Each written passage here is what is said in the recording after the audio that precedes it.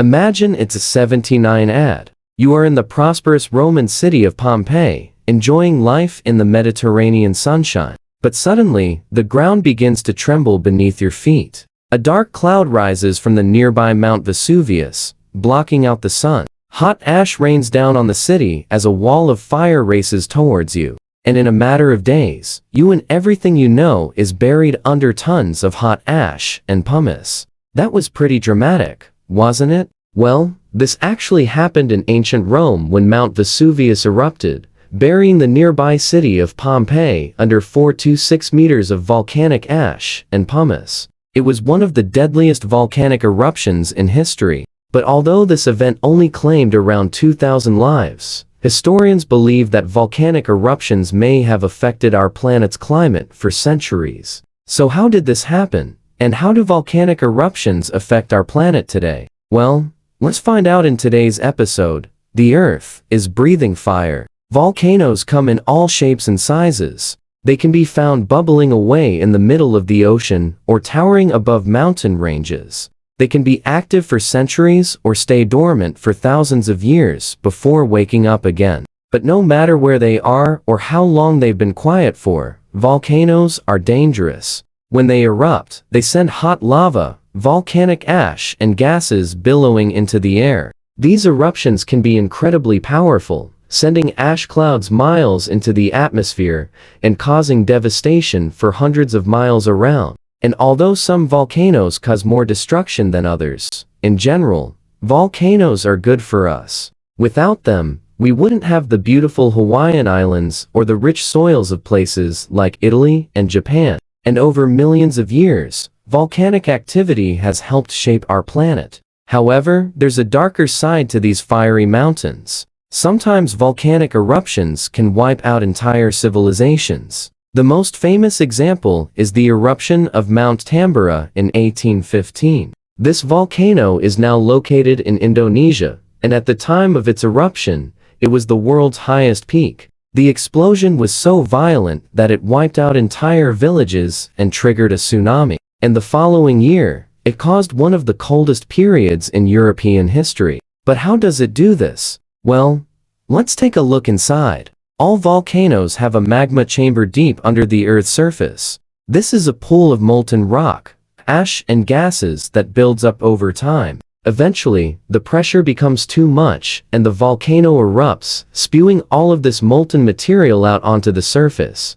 It's at this point that the real damage begins. When a volcano erupts, it releases enormous amounts of energy. In fact, just one eruption of Mount Vesuvius released enough energy to power the entire United States for 6 months. All of this energy is carried by tiny particles called tephra, and as they're lofted high into the atmosphere, they spread out across the globe. Now, depending on the type of eruption, different materials will be released into the air. Generally speaking, the more explosive the eruption, the higher the ash goes. For example, Mount St. Helens erupted in 1980, and its ash cloud reached 32 kilometers into the sky. But the eruption of Mount Pinatubo in 1991 sent ash 35 kilometers into the atmosphere. Even the massive eruption of Mount Tambora in 1815 only managed to send ash 40 kilometers into the air. But that's nothing compared to the 1883 eruption of Krakatoa.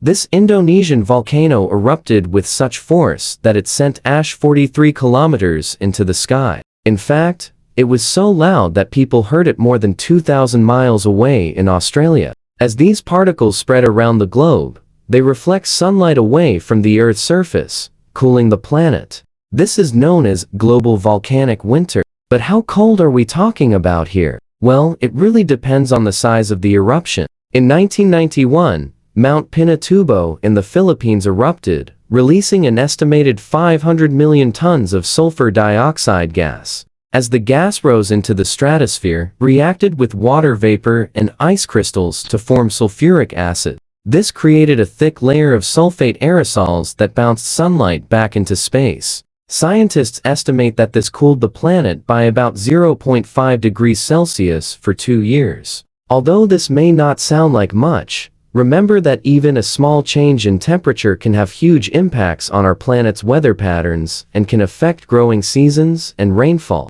However, not all volcanic eruptions have a cooling effect. Some actually warm the planet. This is because some volcanoes release more carbon dioxide than others. For example, the 1980 eruption of Mount St. Helens pumped about 1.6 billion cubic meters of CO2 into the atmosphere. Although this is a lot of greenhouse gas, it only made up 0.1% of the total amount of CO2 in the atmosphere at the time. But there are some volcanoes that release far more CO2. For example, in 2004, scientists discovered that the Mount Ibu volcano in Indonesia had been leaking carbon dioxide continuously for decades. At the time, it was thought that this was the largest emission of carbon dioxide ever recorded. But since then, other volcanoes have been found to leak even more CO2. For example, in 2009, scientists found that the Klyachevskaya Sopka volcano in Russia was leaking more than 20 times the amount of carbon dioxide emitted by all of the cars in the world put together. So what does this mean for our planet's climate? Well, as I've already mentioned, when a large amount of sulfur is released into the atmosphere, it can have a cooling effect on the planet. But when carbon dioxide is released, it can have the opposite effect, warming the planet. The eruption of Mount Pinatubo released 500 million tons of sulfur into the air, but also 500 million tons of carbon dioxide. On the other hand, the Mount St. Helens eruption released 1.6 billion tons of carbon dioxide, but very little sulfur. In the case of Pinatubo, the cooling effect outweighed the warming effect, and temperatures remain low for several years afterwards. But with Mount St. Helens, the exact opposite happened. Although there was an initial cooling effect, within 5 years, temperatures had risen above pre-eruption levels and remained high for a decade. The reason why this happens is because unlike sulfur, which remains in the atmosphere for just a few years, carbon dioxide stays there for much longer. In fact, it can stay in the atmosphere for hundreds of years.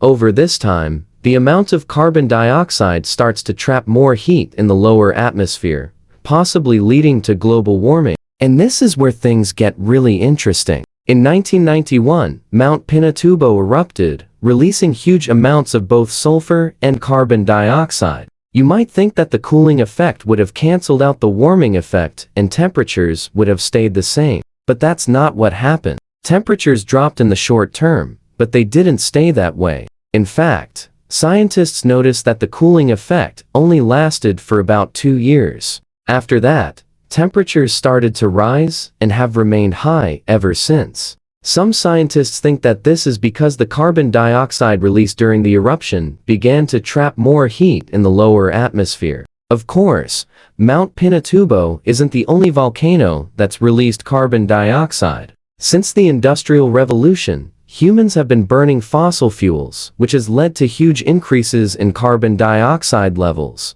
And although volcanoes have played a part in increasing carbon dioxide levels in the past, it's human activity that's been the main cause. According to NASA, humans have increased atmospheric carbon dioxide levels by 50% since the Industrial Revolution. If we continue on our current trajectory, this level will double by the end of the century. So although volcanic eruptions can have a short-term effect on our planet's climate, it's human activity that's having the biggest impact. So what can we do to prevent further damage? Well, if you want to find out how humans might be able to slow down climate change by engineering the planet's own defense system, then take a look at this video. Thanks for watching. What do you think? Let me know in the comments below. And don't forget to subscribe to my channel so that I can keep making videos like these. Thanks again for watching. See you next time.